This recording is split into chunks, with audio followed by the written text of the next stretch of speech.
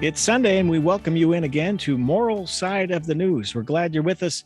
I'm John Blim with the WHAS Crusade for Children. With me, as always, a distinguished panel this week.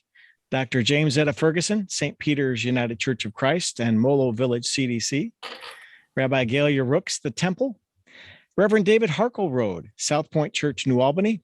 And Father John Stoltz, St. Aloysius Catholic Church. Our first topic, an Eastern Kentucky state senator last week quietly tacked an amendment onto an already passed House bill that will allow attorneys to carry guns in courthouses and courtrooms. Judges, sheriffs, and police cried foul opposing the measure, saying it's too dangerous already to allow more firearms into an emotional setting. Governor Andy Beshear can veto this measure yet, but let's turn to our panel on Moral Side of the News. Let's get your thoughts. Well, I hope the governor does veto it. First of all, I agree that the last thing we need in a courtroom where there are people who have such major grievances that it has reached that level, and it is an emotionally charged area, but I definitely do not think that more people need guns.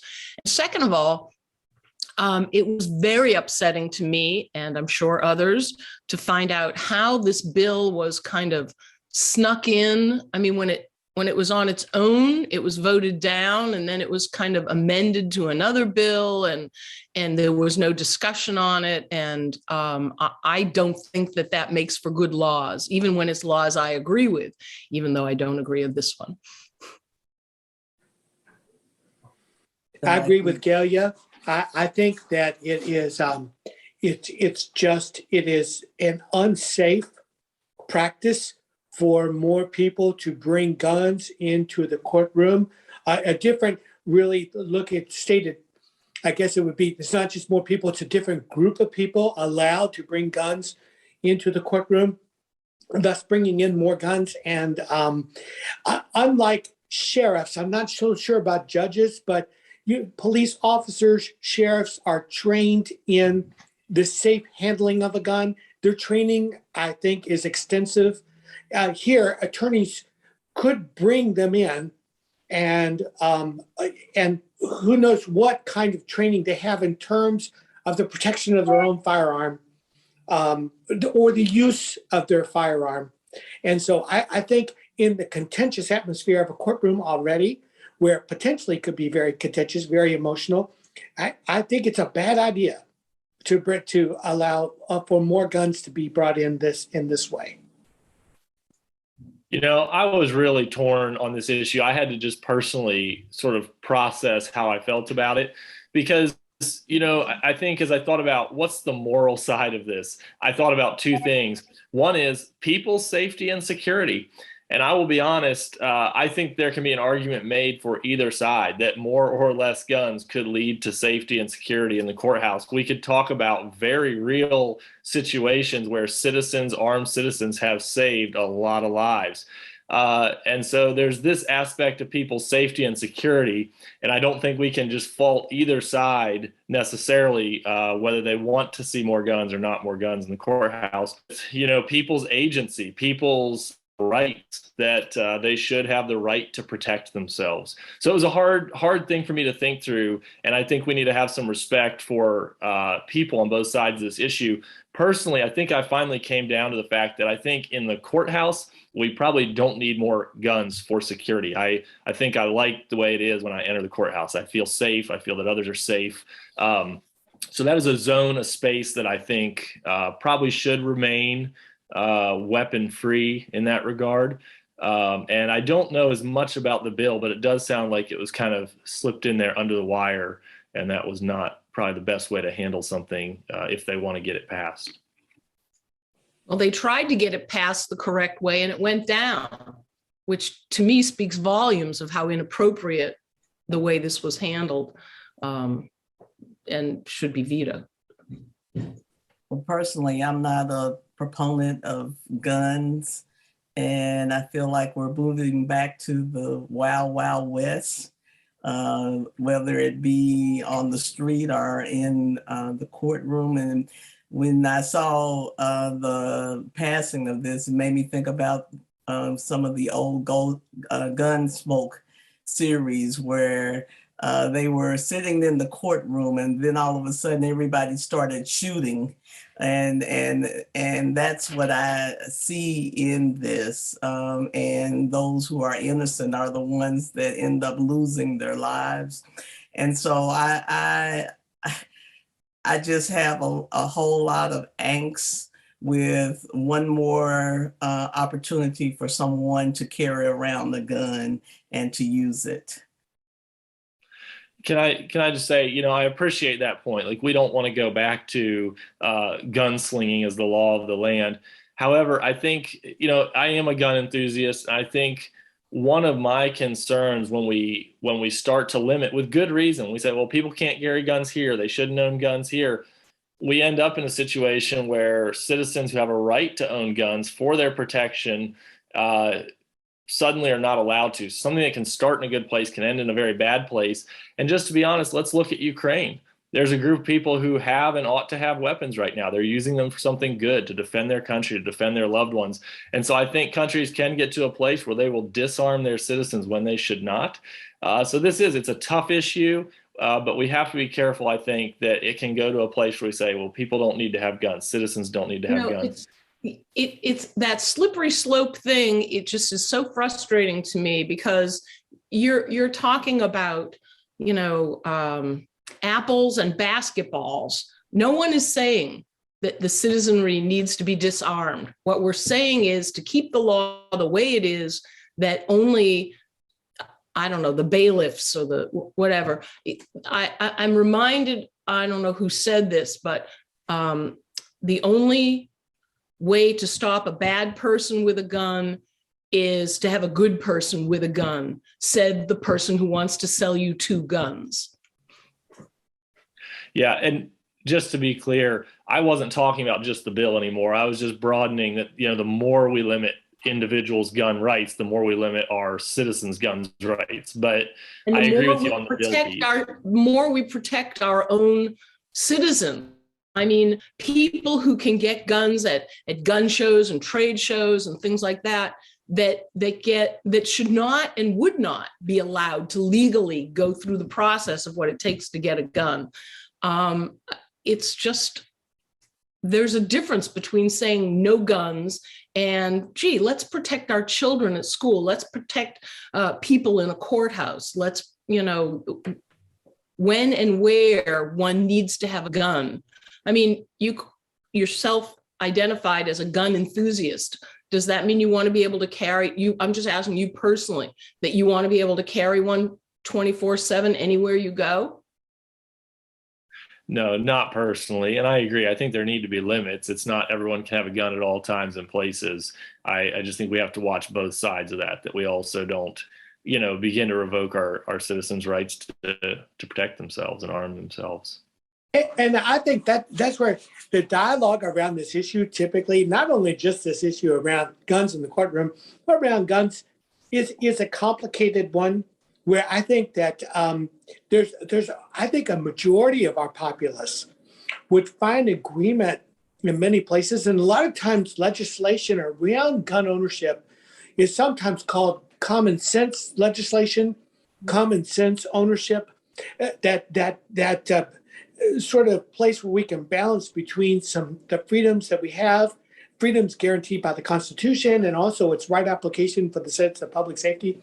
I think our churches have a responsibility to weigh in on these places to help the dialogue that can occur, that ought to occur, to help us establish good laws around gun ownership. And I think it requires a lot of work. What's really not helpful is when some groups will advocate, gun ownership is not, or laws around guns that are not common sense. And that's just really not helpful at all, And so I really do think we can come to a place around gun ownership where lots of people agree. But we're also going to have to say that there are cultures and groups don't really agree. So you bring up like the slippery slope argument that eventually guns could be so regulated that people won't be able to own them. I think practically in Kentucky, that's just not going to happen. You know, politically, it's just not there that kind of action could happen in our future. So I don't think about that. So I do think that people ought to advocate to say, what are some really good laws that we have to protect people's safety, you know, around, and actually look at that space and look to there for our future. All right, panel, I want to move on to our second topic here on moral side of the news. We're about halfway through.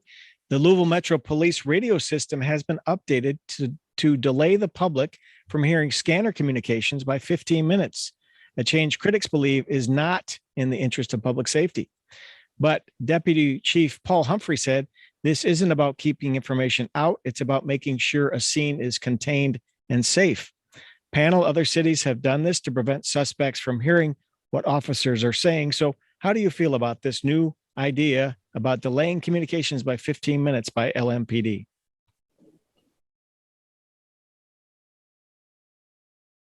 I can see that it can be advantageous to law enforcement. I know just in being at some sites where there have been some issues going on, the crowd is there before the law enforcement gets there because, you know, they have overheard what's going on. And so I think it does put law enforcement in a difficult situation, particularly if a crowd is already gathered before they're able to contain the situation.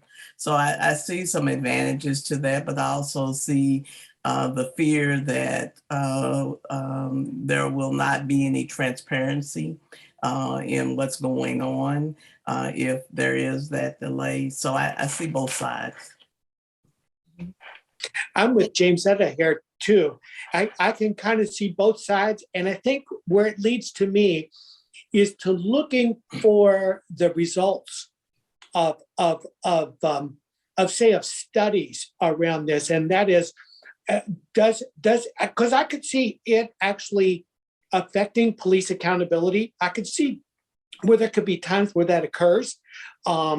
And so I could see that side, and I would want to know, is there evidence around that it actually that police accountability somehow has been compromised because of the situation?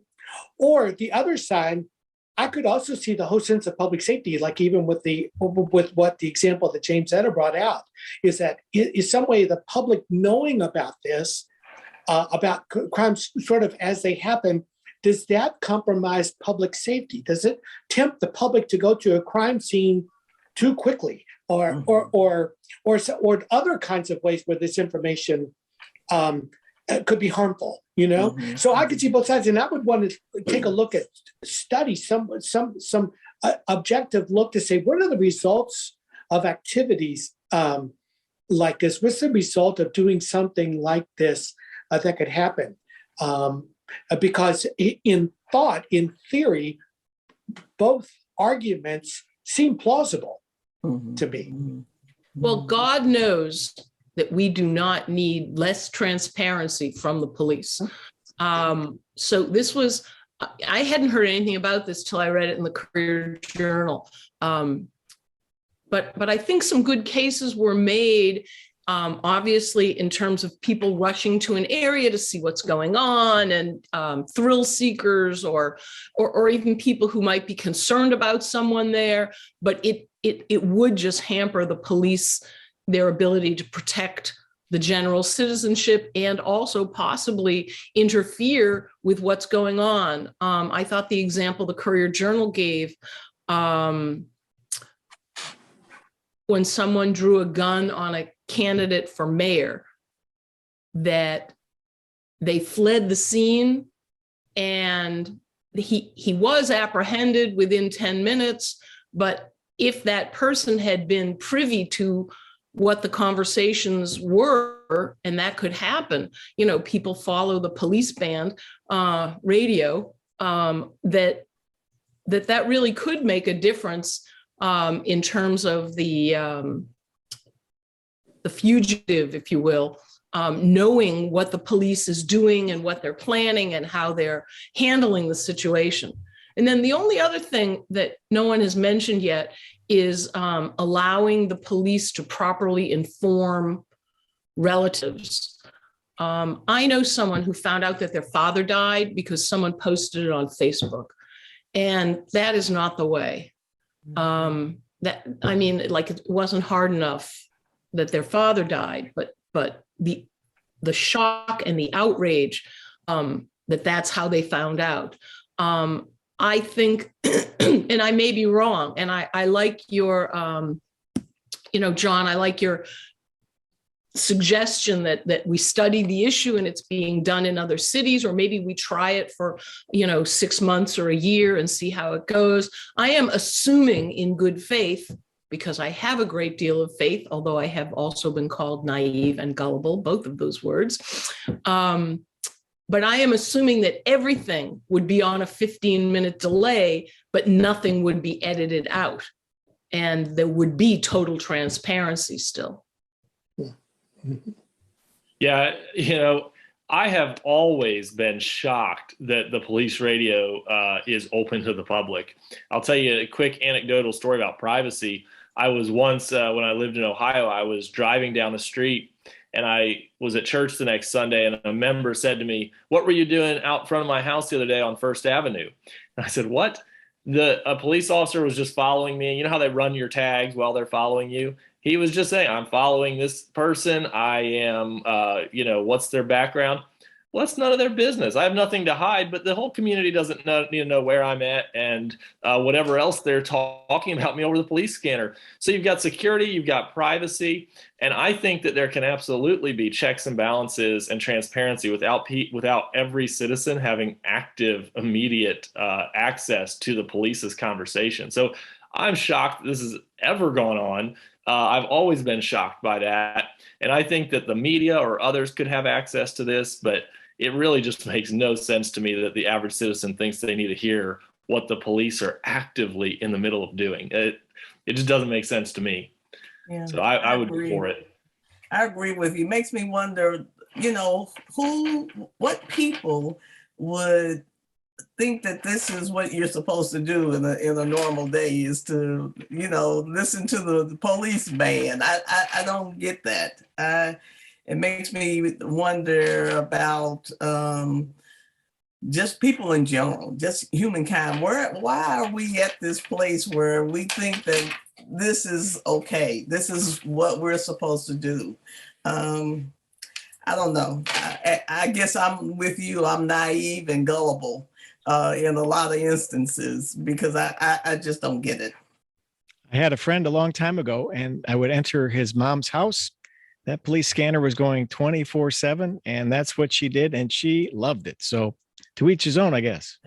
Also, people do the same thing with firefighters. And, we don't need more public gawking at a fire and getting in the firefighter's way and in harm's way. And it's something peculiar about human nature. Yeah. But watch reruns of Castle or something. Don't be doing it in real time. All right, let's jump on. We got a little bit more time left on Moral Side of the News, so a couple of topics we'll work in here. Panel, it's spring break for many. A year ago, we were in COVID lockdown. This year, it's a whole new chapter. Do you have any spring break stories, plans, staycation, vacation?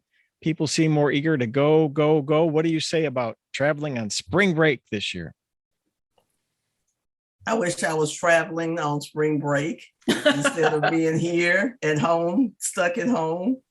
Yeah, I would have loved to have been in Florida or Vegas or someplace like my other colleagues who have children that are actually on spring break. So I don't really have a whole lot of thoughts other than I wish I was with them and could join them. Well, I am beginning to travel again, see my grandson and a few other things, but I would not travel on spring break because that's when everyone travels, and that would make me nervous. But what I'm most worried about is when all these people who have traveled all around the country, I guess all around the world, and they all come back here, what's going to happen to our numbers? Because there's a lot of confusion going on with COVID now. I think we're in the green zone, but they're not counting it the way they used to. They certainly can't count by positive testing because so many people do home testing, which is great that people are doing home testing, but it means that we don't have the reporting that we used to have. And you can use a home test and find out that you're positive and that you have COVID, and your numbers aren't counted unless you're hospitalized. So thank God for the vaccines and the boosters, and people are not being hospitalized as frequently, and that's wonderful. But the new variant is here in Louisville, in Kentucky, in Kentuckiana. And, I worry about it. Believe me, no one is more sick of being in confinement or, not being able to. I'm a very social person, and I had not been eating in restaurants at all, indoors. And when winter came and I couldn't eat outdoors, I mean, it's been tough. So I worry about that. Yeah, the whole situation around COVID right now does feel like there's a lot of unknowns.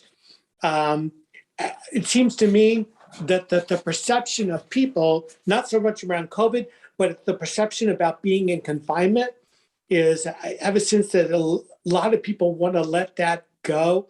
And they do. They want to get out, and they want to. And so I'm thinking that right now, there's a lot of people traveling during spring break, and this thing of maybe they have been in their homes or felt like they've been in for the past couple of years. They want to go somewhere and get out and travel. So I have this sense that this is experiencing. I have a sense that people are really longing for communal things. They want to be with other people. I think that's healthy. I realize that if we've got a pandemic, like if the rates are really strong in terms of infection rates, that's not good. But in terms of just generally wanting to be in community, wanting to be with other people, that's a good thing. I think people have longed for that, and it's still that. Even as time goes on, it's still that desire is still there, just to want to be with the other group of people, John, I agree. I was thinking the same thing, that there's just kind of a good, even a moral good to this socialization. My kids just had spring break, and we drove 3 kids and 2 dogs down to Florida to visit family, and we made an overnight run. We won't be doing that again anytime soon. It was good. It was good to see. Yeah, that's right. Yeah, at least of overnight driving. But it was good to see family. It was good to spend time together as a family. It was good to travel for our kids to see other parts of the world, how people live different culturally, even from Florida to southern Indiana. So I think there's a lot of good. But, it was interesting, while we were down there, it was on the news, all the spring breakers were in, I think, Miami, and there were some shootings, and they instituted a curfew. So I would just say, yeah, there's a lot of good, but whether it's illness or weapons or whatever it is, you have to be wise. You have to be intentional about how you do that. Excellent. We've got about 4 minutes left on this edition of Moral Side of the News, and something different this year. Doesn't happen every year, but Easter, Passover, and Ramadan all come together at the same time. So many faiths panel, let's hear your thoughts on many faiths coming together coincidentally on the same time of the calendar. Well, I think it's very special. It's a holy time for all 3 of those major faiths that you mentioned, Christianity and Judaism and Islam. And the month of Ramadan is a time of tremendous introspection and holiness and trying to improve lives. And Easter, of course. and Passover celebrating freedom. And I think all of those are more relevant now than ever before. But the fact that there's this confluence of all three, to me, that hasn't happened since 1991. 1991, I think I heard. So that's over 30 years. And I would love to see this as a wake-up call to all people of all faiths, of saying, you know, we have more that brings us together, more commonality. We are all children of God, irrespective of how we, what path we choose to reach God and how we worship and exactly what we believe. We all believe in freedom and dignity and justice for all peoples. And hopefully we can turn that belief into action and feel even more compelled because of this sacred year with the confluence of all three. We'll just mention I'm certainly not a pluralist. I don't think my personal belief is not that we all are on our own paths. But I will say it is an interesting timing that we see sort of the historic roots of all three of these faiths coming out of sort of one line, one place in time and history. And so it's a good historic reminder at minimum.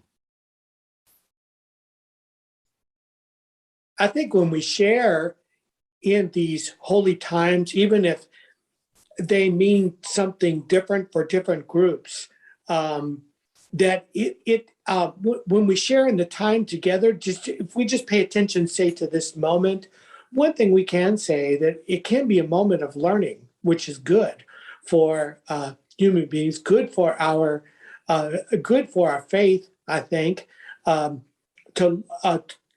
learn about these holy days, for Christians to learn about Passover, which we share a root in, but also to learn about Ramadan. And to be that place of learning, I think, brings about unity, and it's a very good thing to do. And as well as the fact that we're celebrating, in a sense, we're celebrating together, even as we're doing it in different ways. And some of these days have different meanings to each one's faith. Jamesetta, I think you get the last word. She does. She gets the last word.